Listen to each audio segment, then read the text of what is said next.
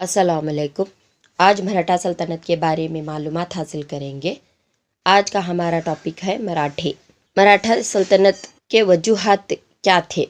मुगल सल्तनत की बर्बादी, अफसरान बादशाह के हुक्मनामों पर अमल नहीं करना, किसान और मजदूरों पर लगाया गया जायद लगा। 17वीं सदी ईस्वी में महाराष्ट्र अहमदनगर की निज़ाम शाही और बीजापुर के आदिल शाही के दरबार थी। इन बादशाहों ने मराठों को अपने फौजियों में इन्होंने उनको भी भर्ती कर लिए थे। उसमें देशपांडे, देशमुख, इन्होंने 2 लोग कंदाया वसूल करने वाले अफसरान थे। इनमें शाहजी भोसले बीजापुर के सुल्तान का हाकिम था और सुल्तान ने इसको चंद जागीरें दिए। मराठे का हुकूमत किस तरह वजूद में आया? जब मुगल सल्तनत में बहुत से कंदाया देने का था तो वो लोगों को भारी पड़ने लगा। इस वजह से शिवाजी का मराठा का हुकूमत वजूद में आया। किसान पर बहुत से लगान डाले गए और अफसरान उनके बात नहीं सुन सके। मुगल सल्तनत औरंगजेब बहुत इनके बाद जो भी आने वाले हैं बादशाह वो बहुत कमज़ोर थे। इस वजह से इनकी हुकूमत वजूद में आई। शिवाजी ने औरंगजेब से जद्दोजहद करते हुए मराठा सल्तनत को कायम किया। मराठा सल्तनत वजूद में आने के लिए, उनकी बुनियाद डालने के लिए शिवाजी ने औरंगजेब के साथ जद्दोजहद करते हुए मराठा सल्तनत को कायम किया। शिवाजी ने बचपन में ही आज़ाद हुकूमत के कायम का ख्वाब देखा था। इन्होंने बहुत बहादुरी के साथ औरंगजेब के साथ जद्दोजहद कर और मराठा हुकूमत को बुनियाद डाली। शिवाजी ने बचपन में ही अपना एक ख्वाब था जो हुकूमत को कायम रखना, उसको उन्होंने पूरा कर लिया। पूना शहर को अपना मरकज़ बनाया। यहाँ पर जो दिख रहा है ना, यहीं पर है। शिवाजी ने औरंगजेब से जद्दोजहद करते हुए मराठा सल्तनत को कायम किया। शिवाजी ने बचपन में ही आज़ाद हुकूमत के कायम का ख्वाब देखा था। पूना शहर को अपना मरकज़ बनाया। माउली नौजवानों की तंजीम बनाकर इनको गोरेला जंगी महारतें, जंगी तरबियत दिया। इन्होंने पूना को अपना मरकज़ बनाकर हुकूमत चलाई और माउली नौजवानों को लेकर उनको गोरेला की जंगी महारतें देकर, तरबियत देकर इनको मजबूत किया और अपना हुकूमत आगे बढ़ाया। देखिए यहाँ पर छुप गए हैं फौजियों ने। यहाँ पर दिख रहा है ना आपको, यही है गोरेला जंग। ये देखिए, ये शिवाजी मराठा सल्तनत का बानी है। इन्होंने 1627 से पकड़कर 1680 तक अपनी हुकूमत कायम की। शिवाजी ने मराठा सल्तनत का बानी है। शिवाजी का जन्म पूना के करीब शिवनेरी में हुआ, इसीलिए पूना को अपना एक सेंटर बना लिया इन्होंने। यहीं पर देखो, पूना के पास ही शिवनेरी भी है। देखिए, शिवाजी का जन्म पूना के करीब शिवनेरी में हुआ। बाप का नाम शाहजी भोसले और माँ का नाम जीजाबाई। जीजाबाई अपने बेटे में मजहबी तकद्दुस, मजहबी इस्तेहकाम, ज़िंदगी का मकसद और बेहतरीन उसूलों को परवान चढ़ाया। दादाजी कोंडादेवा शिवाजी के उस्ताद थे। इसके उस्ताद ने इसको हथियार बनाना और हथियार चलाने की तरबियत भी दी। इनके बाप का नाम शाहजी भोसले, माँ का नाम जीजाबाई। जीजाबाई ने मजहबी तकद्दुस, मजहबी इस्तेहकाम में ज़िंदगी का मकसद, बेहतरीन उसूलों को इन्होंने अपने बेटे को यानी शिवाजी को सिखाया था। मतलब मजहब के ऊपर चलना और मजहब के उसूलों पर चलना और लोगों को भलाई करना, यही इनका मकसद था। इन्होंने मजहब के ऊपर चलने की तरबियत दी थी, इसीलिए इन्होंने इनको बचपन में ही सिखाया था। दादाजी कोंडादेवा शिवाजी के उस्ताद थे। इसके उस्ताद हथियार बनाना और हथियार को किस तरह से चलाना, इसके बारे में पूरा ट्रेन किए थे शिवाजी ने। इसलिए गोरेला की जंगें और लोगों पर किस तरह का हुकूमत करना और कोई उन पर हमला किए तो किस तरह से उनको मार डालना, यही पूरा उनका तरबियत था। दादाजी कोंडादेवा शिवाजी के उस्ताद थे, इसके उस्ताद ने इसको हथियार बनाना और हथियार चलाने की तरबियत दी थी।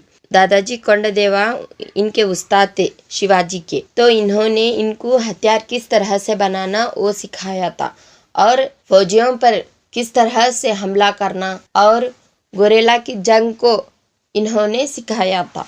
यहाँ पर देख रहे हैं ना, माँ इनको किस तरह से पढ़ा रहे हैं। बीजापुर के सुल्तान से तोरण किला, पुरंदर किला, चिकन किला, सिम्हागढ़ किला और जोली किला पर कब्जा कर लिया। वसदुर कोटे, रायगढ़ कोटे का नाम दिया। प्रतापगढ़ नामी नया किला तामीर किया। बीजापुर के सुल्तान ने बदले में शाहजी को कैद कर लिया गया। दोबारा लड़ाई न करने के वादे पर शाहजी को रिहा कर दिया गया। शिवाजी ने बीजापुर के सुल्तानों से तोरणा कोटे भी लिया।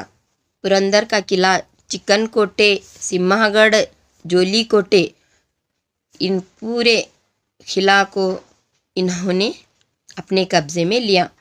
तोरणा कोटे के करीब वसदुर्ग को रायगढ़ नाम दिया। इन्होंने वसदुर्ग को रायगढ़ बोलकर रीनेम दिया। प्रतापगढ़ नामी नया किला तामीर करवाया। प्रतापगढ़ बोलकर किला नया बुनियाद डाले। इस तरह शिवाजी ने बीजापुर के सुल्तान के खिलाफ जद्दोजहद करने की वजह से बीजापुर के सुल्तान ने शाहजी को कैद कर लिया। इन्होंने बहुत सारे उनके खिलाफ लड़ते गए। इस वजह से सुल्तान क्या करे, शाहजी को कैद कर लिया। दोबारा लड़ाई न करने के वादे पर शाहजी को रिहा कर दिया गया। यानी मुगल और शिवाजी के ताल्लुकात। शिवाजी ने बरसों मुगल बादशाह औरंगज़ेब के साथ जद्दोजहद किया। मराठा हुकूमत को अमली तौर पर हराने का अज़म कर लिया था, इसलिए शाइस्ता खान और जय सिंह को तकर्रुर किया था। जय सिंह ने शिवाजी को हराकर मुआहदा कर लिया, जिसके मुताबिक शिवाजी अपने 23 किले और सालाना 16 लाख आमदनी वाले इलाके देना और 5,000 घुड़सवार इनको देना था। शिवाजी क्या है, बरसों मुगल बादशाहों के साथ बहुत सालों से क्या है, इन्होंने मुगल बादशाहों के साथ जद्दोजहद की थी। जनूबी हिंद के शिया बादशाहों की हुकूमतों को हराने के बाद मराठा हुकूमत को मुकम्मल तौर पर हराने का अज़म कर लिया था। इसलिए शाइस्ता खान जय सिंह को मुकर्रर किया था। जय सिंह ने शिवाजी को हराकर मुआहदा कर लिया, जिसके मुताबिक शिवाजी अपने 23 किले और सालाना 16 लाख की आमदनी वाले इलाके दे दिया। मुगलों के साथ वफादार रहने का वादा करते हुए अपने बेटे संभाजी की क़यादत में 5,000 घुड़सवारों को दिल्ली भेजा।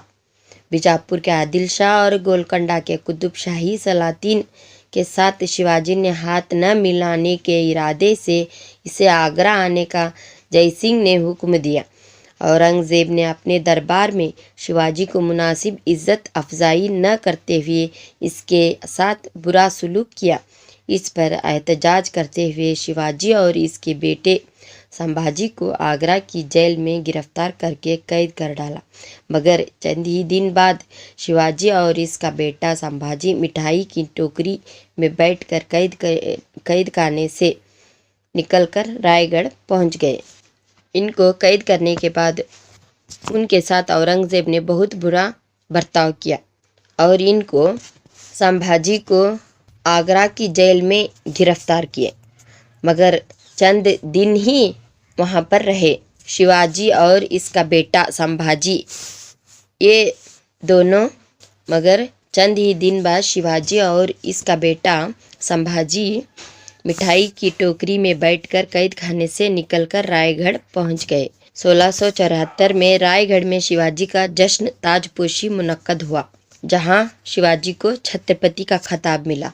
ये फिर से वापस आने के बाद इनको ताजपोशी हुई और इनको क्या खिताब मिला? छत्रपति शिवाजी।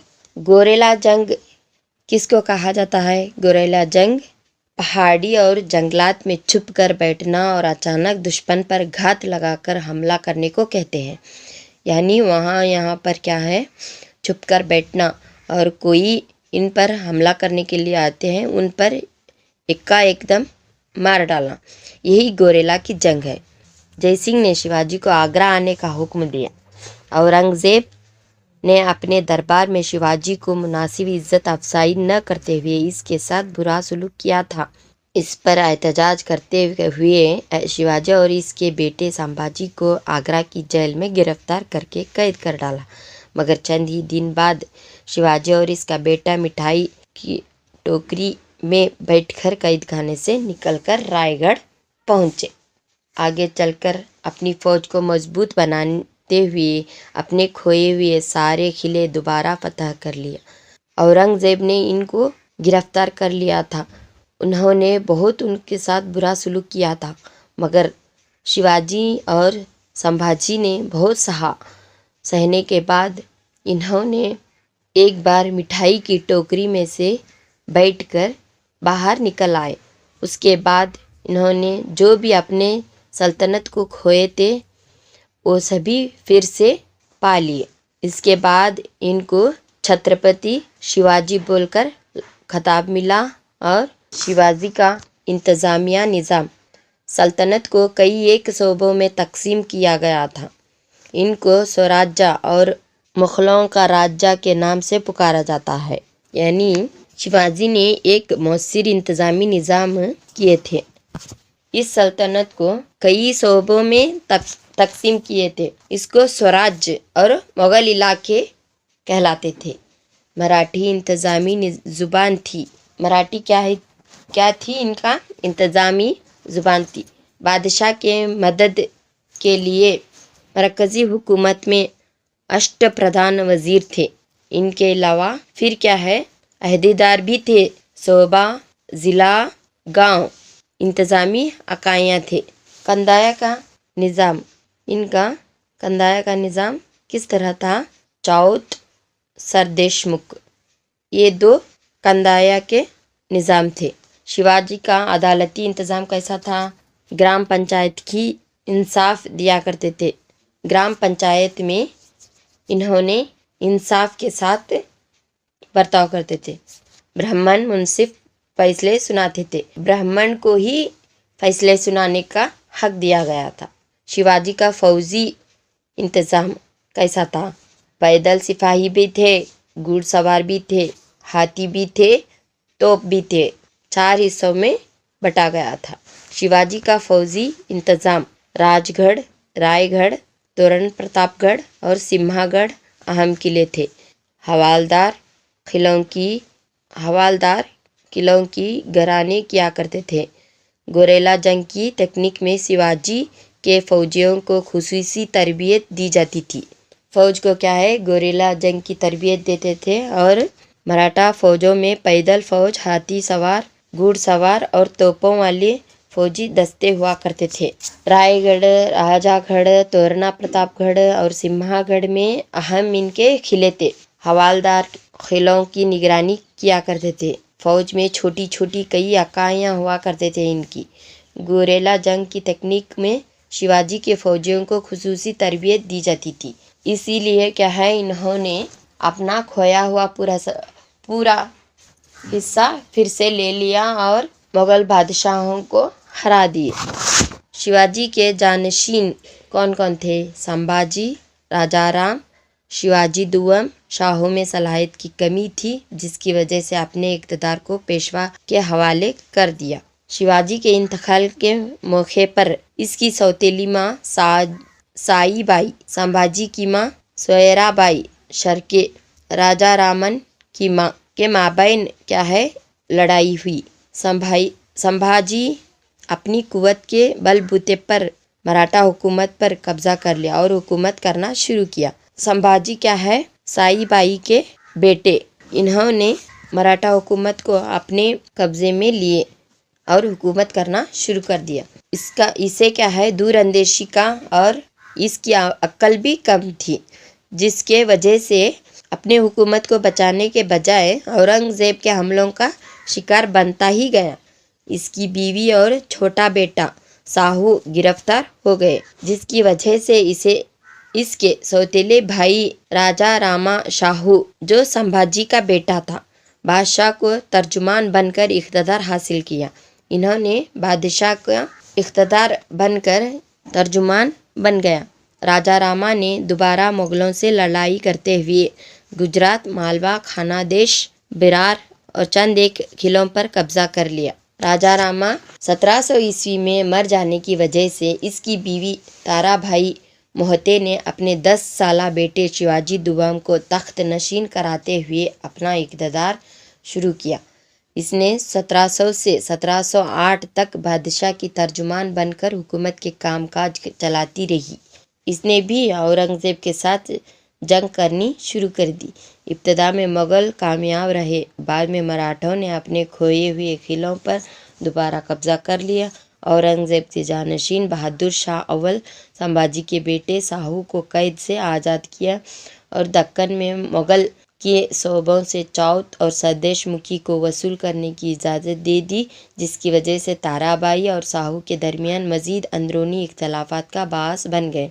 ताराबाई को शिकस्त हुई, मगर शाहू में सलाहियत की कमी थी, जिसकी वजह से अपने इख्तिदार पेशवा वज़ीर आज़म के हवाले कर दिया। इस तरह रियासत में पेशवाओं की हुकूमत शुरू हो गई। संभाजी को अक्ल कम रहने से और दूरअंदेशी का इसको अंदाज़ा नहीं था, इस वजह से इसको बहुत सारा नुकसान हुआ। संभाजी का बेटा बादशाहों का तर्जुमान बनकर रहा। राजा रामा ने दोबारा मुग़लों से लड़ाई करते हुए गुजरात, मालवा, खानादेश, बिरार और चंद एक किलों को राजा रामा 1700 ईस्वी में मर जाने की वजह से इसके बीवी ताराबाई मोहते ने अपने 10 साला बेटे पेशवाजी दुम को तख्त नशीन कराते हुए अपना इक़्तिदार शुरू किया। राजा रामा ने क्या है चंद एक किलों को और चंद एक अपने हिस्सों को पा लिए, लेकिन इन्होंने 1700 ईस्वी में मर गए तो इसके बीवी ने इक़्तिदार पर आए। इनके 1700 से 1708 तक बादशाह की तर्जुमान बनकर इन्होंने काम चलाती रही। अपने 10 साल के बेटे को लेकर उसको तख्त नशीन किए, मगर उनके माँ बीवी जो थी राजा राम की और शिवाजी दुबम की माँ जो थी, इन्होंने 1700 से 1708 तक हुकूमत की और औरंगज़ेब के साथ जंग भी की। इब्तदा में मुग़ल कामयाब होते ही गए, बाद में मराठों ने अपने खोए हुए किलों पर फिर से क्या है अपना कब्जा बना लिए। औरंगज़ेब का जानशीन बहादुर शाह अव्वल संभाजी के बेटे शाहू को कैद से आज़ाद करना पड़ा। दक्कन में मुग़लों के सूबों से चौथ और सदेश मुखी को वसूल करने की इजाज़त भी देना पड़ा, जिसकी वजह से ताराबाई और शाहू के दरमियान मज़ीद अंदरूनी इख्तलाफात का बास बन गए। ताराबाई को शिकस्त हुई, मगर शाहू में सलाहियत की कमी थी, जिसकी वजह से अपने इक़्तिदार पेशवा के हवाले कर दिए। इस तरह रियासत में पेशवाओं की हुकूमत शुरू हो गई।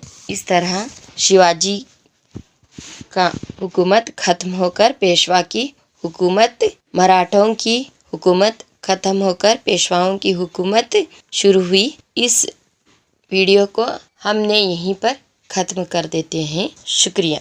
कल दूसरा टॉपिक लेकर आपके सामने हाजिर होंगे। खुदा हाफिज। वीडियो को लास्ट तक देखने के लिए आपका बहुत बहुत धन्यवाद। इसी तरह के दूसरे वीडियोज के लिए आप हमारे इस चैनल को सब्सक्राइब करें।